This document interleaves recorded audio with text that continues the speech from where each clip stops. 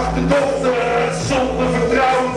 Van om te houden wat het ligt als een blok op mijn schouders.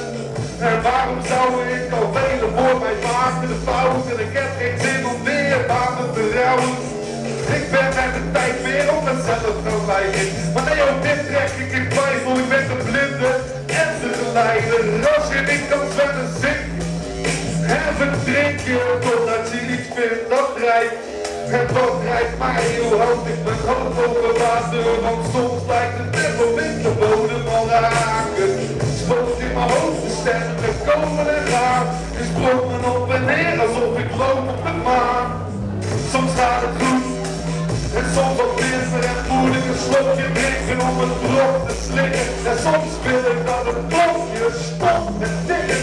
Een seconde stilte om daarna weer door te gillen. Ik ben achterkochten.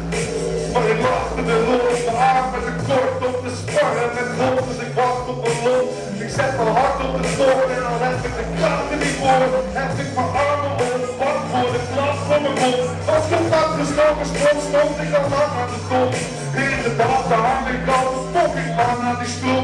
Was het plan en om te veranderen, bracht ik niet op. Mijn kansen vergooid en weggeschoven naar het land van. Ooit durf ik die stap weer te maken en kan ik alle angst en haat weer achter me laten stoppen. Vast in een plaatje van een prachtig verhaal. Ja, dat weer hand in hand samen tot de dag van het faal. Ik had me niet langer normaal en ik zag al te vaak mensen snakken mijn adem, de anderen begraven. En als dat is wat ik tracht te behalen, pak het dan maar. Dan liever die